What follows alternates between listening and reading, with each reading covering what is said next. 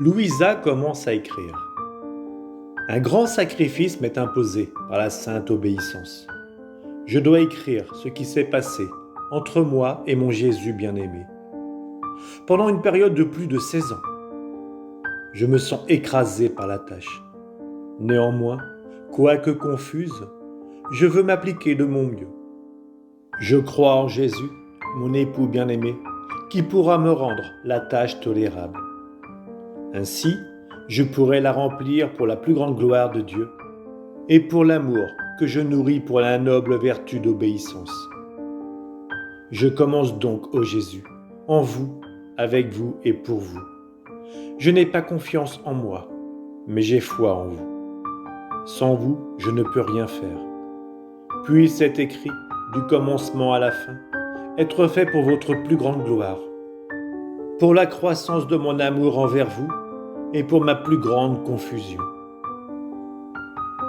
Neuvaine préparatoire à la fête de Noël. À l'âge de 17 ans, je voulais, par la pratique journalière de la méditation, de divers actes de vertu et de diverses mortifications, me préparer à la fête de Noël, c'est-à-dire à la fête de la nativité de mon toujours aimable Jésus. Et tout ceci pendant la durée d'une neuvaine. D'une manière spéciale, je voulais honorer les 9 mois pendant lesquels Jésus avait choisi de rester dans le sein virginal de la Sainte Vierge, en faisant pendant 9 jours 9 méditations par jour concernant le mystère béni de l'incarnation. Premier excès d'amour. Dans une méditation, j'avais choisi d'aller au paradis par la pensée.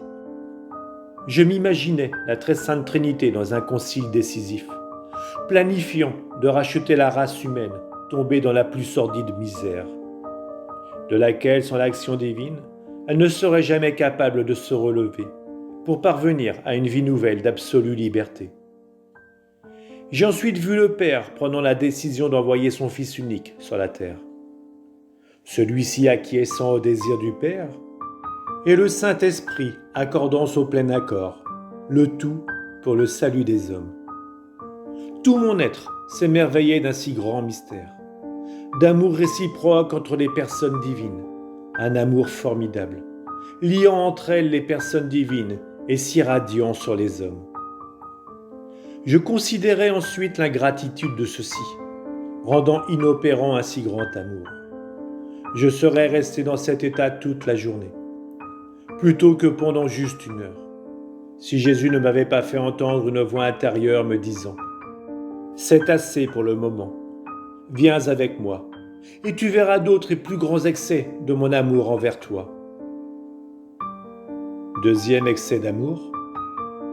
Ma pensée était amenée à considérer mon toujours aimable Jésus, résidant dans le sein très pur de Marie Vierge et Mère. J'étais étonné que notre grand Dieu, qui ne peut être contenu par les cieux, voulait, par amour pour les hommes, devenir si petit et être confiné à un espace si restreint, jusqu'à ne pouvoir ni bouger ni respirer. Cette considération me consumait d'amour pour mon Jésus nouveau-né. Il me dit intérieurement « Vois combien je t'aime. Par pitié, fais-moi un peu de place dans ton cœur. Sors-y tout ce qui n'est pas de moi, afin que j'y ai un peu plus d'aise pour bouger et respirer. » Mon cœur se sentit alors broyé d'amour pour lui, donnant libre cours à mes pleurs. Je demandai pardon pour mes fautes, promettant d'être toujours tout à lui. Cependant, je devais constater que je répétais la même promesse jour après jour et que, à ma grande confusion, je retombais toujours dans les mêmes fautes. Ceci me causait une grande souffrance et je me suis exclamé « Ah, mon Jésus, comme tu as toujours été bienveillant envers la misérable créature que je suis, et que tu l'es encore, aie toujours pitié de moi. » Fin de la neuvaine. C'est ainsi que se sont passées ma 2e et ma 3e heure de méditation. Et j'ai ainsi continué jusqu'à la 9e heure que j'ai omise, à cause de mes insipides et regrettables distractions. Cependant, la voix me demanda de poursuivre avec les méditations de la neuvaine, m'avertissant que si je ne le faisais pas, je n'aurais aucun répit, aucune paix. Et j'essayais d'imaginer comment je pourrais mieux le faire, parfois agenouillé, parfois prosterné jusqu'à terre. Il y avait des fois où ma famille m'empêchait de le faire pendant que je travaillais, mais je voulais toujours satisfaire mon si bon Jésus. C'est de cette façon que je passais tous les jours de ma sainte neuvaine, jusqu'à la veille du jour où mon bien-aimé Jésus me donna une récompense inhabituelle et inespérée. C'était la nuit avant Noël. J'étais seul et sur le point de terminer mes méditations, quand soudain, je ressentis en moi un courant de ferveur inhabituel. Je me suis trouvé en présence du très gracieux bébé Jésus. Il était si beau et si charmant. Mais à cause du manque d'amour qui lui était donné par les créatures ingrates, il tremblait de froid. Il agissait comme s'il voulait m'embrasser. J'étais ravi de joie. Je me suis levé immédiatement et j'ai couru pour l'embrasser. Mais quand j'ai essayé de le serrer dans mes bras, il disparut. Cela arriva par 3 fois, et chaque fois, je n'ai pu l'embrasser. J'en fus très contrarié. Toute pénétrée d'amour, je suis tombé dans une ivresse amoureuse. C'est difficile pour moi de mettre tout ça dans des mots, car je n'ai pas la bonne manière de m'exprimer. Je ne nie pas que j'étais toute transformée d'amour par Jésus. Cette ferveur inhabituelle dura plusieurs jours. Ensuite, elle diminua graduellement. Pendant longtemps, je n'ai laissé transpirer absolument rien de tout cela à qui que ce soit. Par la suite, la voix à l'intérieur de moi ne m'a jamais laissé. Comme je continuais à tomber, la voix me réprimandait après chacune de mes fautes coutumières. Elle me corrigeait et m'enseignait que je devais tout faire très bien. Elle me donnait un nouveau courage quand je tombais, et elle me faisait promettre d'être plus vigilante dans le futur. À présent, notre Seigneur continue d'agir avec moi comme un bon père envers son enfant, de toujours ramener l'enfant égaré dans le chemin de la vertu, de toujours user d'efforts paternels pour la garder à son devoir, afin qu'elle produise pour Dieu honneur et gloire, et qu'elle recherche toujours la couronne enviable de la vertu. Mais hélas, pour ma honte et ma confusion, je dois m'exclamer « Ô Jésus, comme j'ai été ingrate envers vous !» Jésus agit dans l'âme de Louisa, la détachant du monde extérieur. Puis mon bon et divin Maître commença à dégager mon cœur de toutes les affections qu'il attachait aux créatures.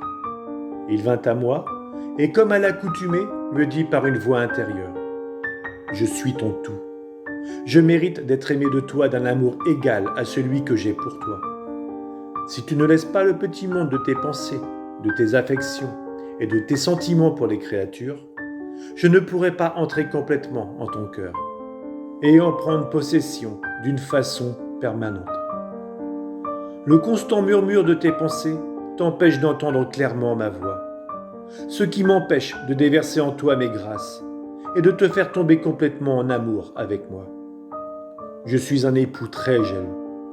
Promets-moi que tu seras mienne totalement. Moi, je me mettrai au travail pour faire de toi ce que je veux. Tu dis la vérité quand tu dis que tu ne peux rien faire par toi-même. Mais n'aie pas peur, je ferai tout pour toi. Donne-moi ta volonté, ce sera suffisant pour moi. Il me répétait souvent cela à l'occasion de la Sainte Communion. Je m'abîmais alors en pleurs de regret et je promettais que plus que jamais, j'allais être à lui totalement. Et si à ce moment, je prenais conscience que je n'agissais pas en accord avec sa volonté, je lui demandais pardon et je lui déclarais que vraiment je voulais l'aimer de tout mon cœur. Sachant que privé de son aide, je ferais bien pire, je lui demandais de ne pas m'abandonner. Jésus, me faisant entendre sa voix dans mon cœur, me disait « Non, non.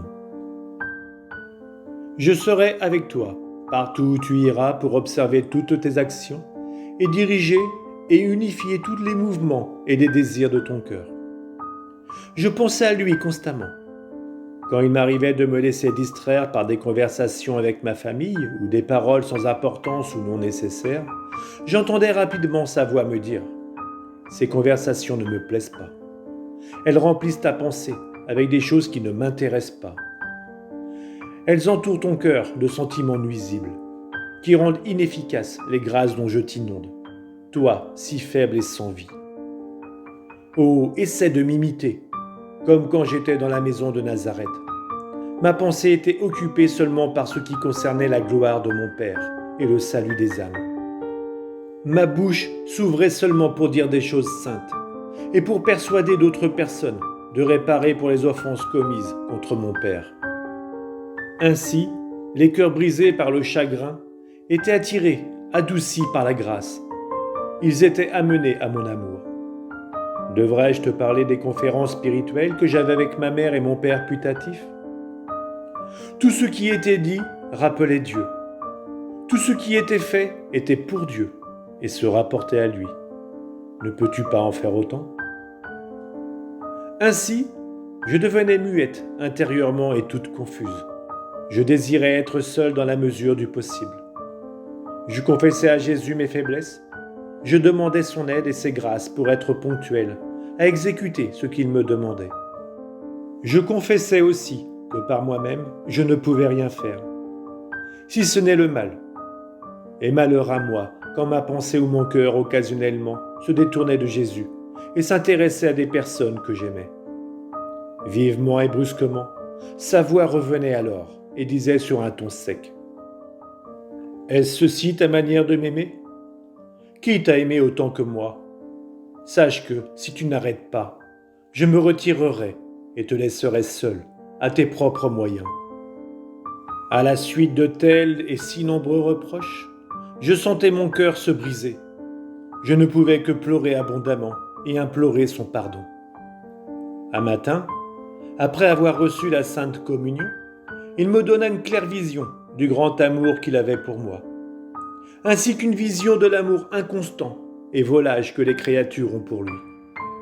Mon cœur fut totalement saisi. À partir de ce moment, j'étais incapable d'aimer qui que ce soit, si ce n'est lui seul.